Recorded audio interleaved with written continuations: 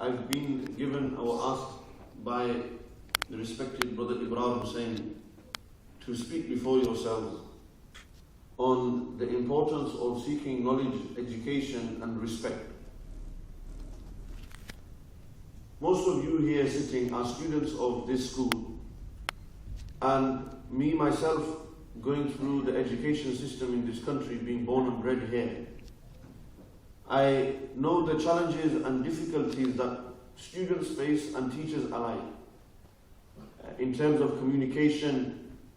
And one of the major issues that we find within schools, that students sadly fail to appreciate, and I don't mean everyone, I don't mean to paint everyone with the same brush, but you always find pockets of students who, in terms of their respect level, are very low. And sitting here as an Islamic lecturer and speaker, it is suffice to say that Islam teaches us as Muslims to respect everyone, whether they are Muslim, whether they are non-Muslim. Islam teaches this. And it's important and necessary for us as Muslims living in the West, in the UK, born and bred here, to represent Islam in its true and correct way that the Prophet ﷺ represented. We see in the life of the Prophet ﷺ that when they migrated to Medina Munawwara, they migrated to the city of Medina Munawwara, the Prophet ﷺ lived amongst the Jewish community, the Christians, and the idol worshippers. And the Prophet ﷺ set out for the Muslims to have tolerance, to have respect for one another, and to also respect those who are living in their community and society, such that laws were passed in regards to warfare, that nobody is allowed to be killed except the one who raises the sword against you. The children are protected. The monasteries, churches, synagogues are protected. Even the trees aren't allowed to be cut down. These were the laws that Islam has set. However, in today's day and age, we find that students struggle to, not all students, again, I want to clarify, not all students, but we find pockets of students who find it difficult to respect. Something that the father is to teach the son, the mother is to teach the daughter. Something that is the foundation of our religion. And I've seen and I've studied enough of Islam to learn that one of the golden ingredients of Islam is respect and love. Every time we find that Islam is about respect and love, what is being portrayed today is contrary to what the Qur'an is actually teaching. It's completely contrary to that. It's being distorted, misunderstood, miscalculated, and misexplained and informed to the general public. Today we live in a media-orientated world. If the media says something's happened, and the whole world thinks, whoa, it's happened, everyone knows. What's in the media is what's in our minds. What is reality, it's very rarely that is portrayed. So, when it comes to the issue of respect, and in particular for students, is respecting the school and its building, the actual school and its building, not graffitiing the property, not destroying the chairs, not throwing them around. As boys, this being a boys' school, we find that it's an issue where guys or young lads, they like to mess around with their friends. They've got their little pockets and gangs that they chill with, they hang around with, they talk to, they like having a laugh. If one does it, then the other one has to do it, the other one has to be better, the other one has to be known. It's common amongst students, especially young people who are growing up, seeing different things, coming from different backgrounds, different scenarios. Some come from broken families, some come from very, very successful families, some don't come from well-off families. We as mature adults understand that. As teachers, we understand that. But as children, it's not that. It's a matter of, I'm going to school to chill, to study, and then I'm off. And in that time, what happens is the respect factor generally tends to drop. is you see a teacher in front of you who most probably isn't a Muslim, or he is a Muslim. Either case, immediately the perception changes. And I'll speak frankly and honestly, it changes. However, what we fail to realize is that Sayyidina Ali radiallahu anhu said something very beautiful. He said, so whoever teaches you one thing, he becomes your teacher. Even if he's taught you how to tie your shoelace, he's considered your teacher. And the respect that we should have for our teachers as students, it's where the blessings lie, in the ta'aleem and the studies that we have. Whether it's secular knowledge, secular studies, whether it's religious Islamic studies or knowledge. One of the most important things that a student needs, an ingredient he needs, is respect for his teachers. Respect for the environment around him. Respect for the books. Respect for fellow students. When respect is promoted and the energy of respect is coming from every student, that environment becomes respectful. But when you find this negative energy of disrespect coming from one student to the teacher and 29 students are looking at him, that those 29 students' energy of respect should overpower the energy of disrespect that one child has, or one student has. And that's what needs to be highlighted. It's always a case, what we find, that the minority is what gets the limelight. The minority. 2 lads mess around from 30, it's the 2 lads that are known in the school. The 28 that are good, nobody knows who they are. That's just natural, that's the nature of how it is. So it's important, it's necessary, it's good for us as students to go back to the basics. Basics of the teachings of Islam, just generally humanitarian, as humans, to respect one another, to tolerate one another. These are things that need to be taught today. Because students seem and fail to understand that at times. They get carried away. The environment gets them carried away. The lads have a laugh and it goes, one step too far, as they said. I can tell you, Mr. Hussain, Ibrahim Hussain, I am his student. I studied with him. He was actually my mentor. He's kind of grown up in his hands, you can say. You can ask him how I was back in the days. I said back in the days, I'm only 23. But back in the days when I was 13, same age as most of you guys, we were causing more havoc than you would. We would walk around with trousers and we wouldn't even have a bag on our shoulders. We would have a pencil in our pocket. We'd have the books scrunched up in the back, and that's it. We're coming into school. That's it. That's the bottom line. We're here. We're here to run the show. But in life, I realized and learned. Had I spent that time educating myself in these secular subjects, today I think I would be more successful. I would be at the university, I'd be studying. I can openly tell you, and I'm not embarrassed to say this, I don't have a GCSE to my name. I don't have a GCSE to my name. Many of the youngsters know me through the public lectures that I do on YouTube and in other parts of the country. I travel a lot of places doing talks. And I use this point to teach and educate the lads that look, don't waste your life. Don't waste your time. Time and health are 2 blessings God has given us that we shouldn't waste, because once they're gone, very rarely do they come back. Ask a person, it's that very famous hadith of the Prophet ﷺ, appreciate 5 things before 5. Value 5 things before 5. One was appreciate your life before your death. Make the most of it.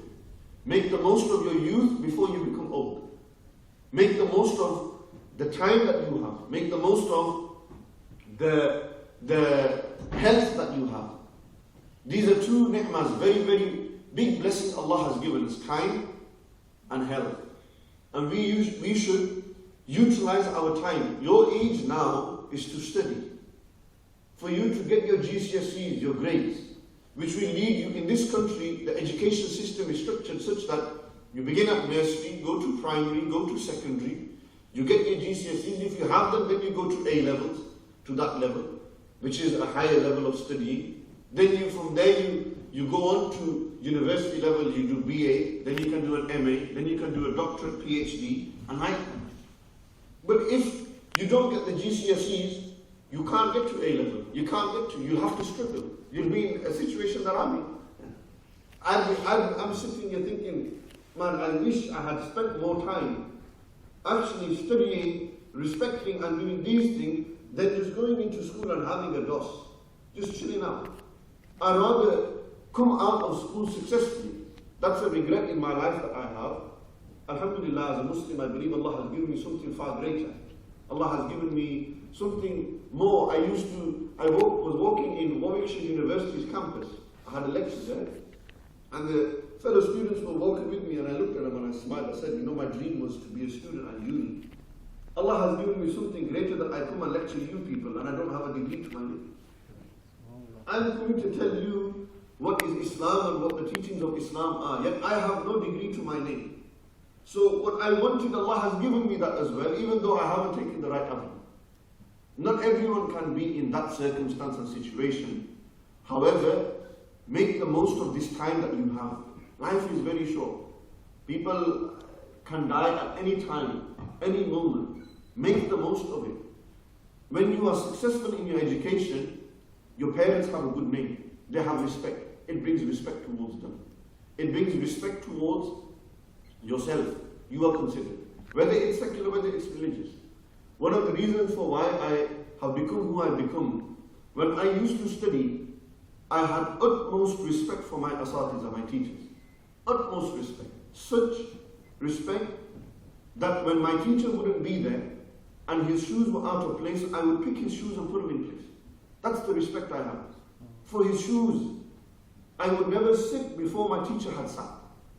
Whenever I met my teacher, every time I meet them, out of love and respect, I kiss their hands, just as I would kiss my father's hand. That's the adab and respect I have for them.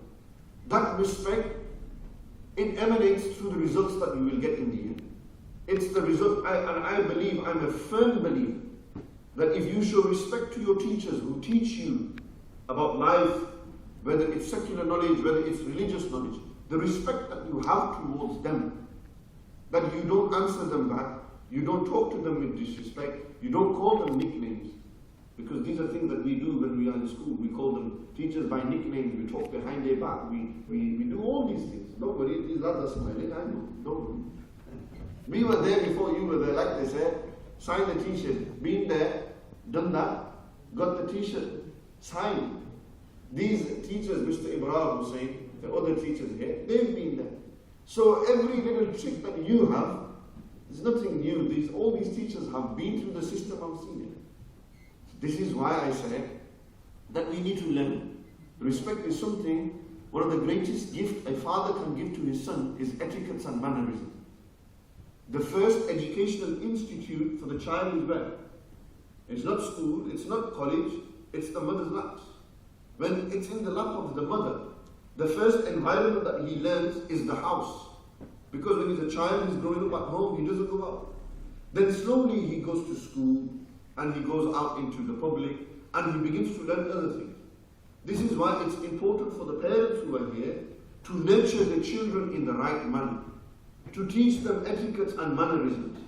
A lot of children are deprived of this nurturing because the parents don't spend time with the children, and I mention this as there are parents and fathers here, mothers here. They don't mention this.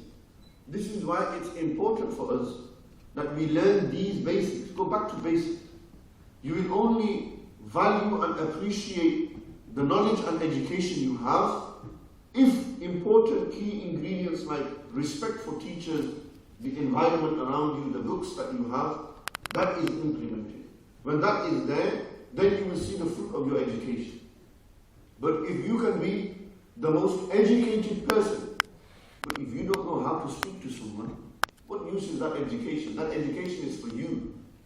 This respect for everyone else is what people, when somebody dies and leaves this world, we don't remember the degrees he has. We don't sit there and say he was a great lawyer, no. When people remember that person, they say he had a beautiful smile. He met me with love and respect. They remember these things about us. Leave a legacy in the school that the teachers will remember you. My brother Yusuf there, brother Junaid Sheikh. These people have gone through the school. They've left a legacy. They've such that today the school calls them back to be judges in the very same school that they were nurtured. The very same school they are left. These are examples for you. Do you see yourself, maybe hopefully 10 years time, the 10th annual recitation conference that will be here, hopefully will be more packed than this. There will be people from all around the world that will come, hopefully. Everyone will know, Batley will be on the map. The world will know where Batley is. Hopefully, inshallah, because we are spreading the message of Islam, a good message. When people will come, they will see, do you see yourself sitting there? Can you see me, when I go back to school, there was a teacher that I knew, Mr. Parker. Mr. Parker was a very good friend of mine. I had a lot of love and respect for him. He wasn't a Muslim. Mr. Parker is somebody that if I see today, he would smile. And he'd say, how are you doing, Asim? Are you good? How's things? How's your football? How's your preaching going? I know how he is. I'd be welcome back there.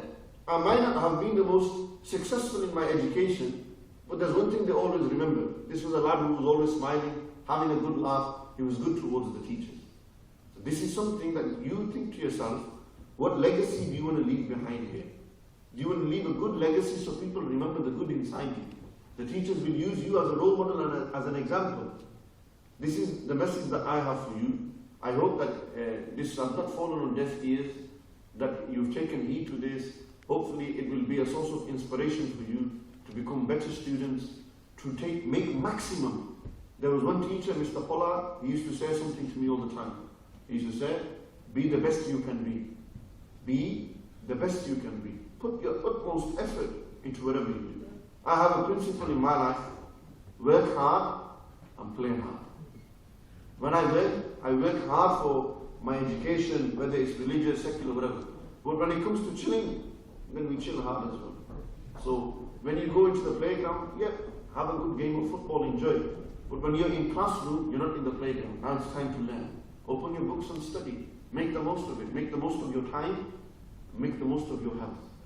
These are two blessings Allah has given us that we should make the most of. I hope Allah subhanahu wa ta'ala blesses each and every one of us and forgives us for our major and minor sins. وأقول قولي هذا أستغفر الله لي ولكم وآخر دعوانا أن الحمد لله رب العالمين.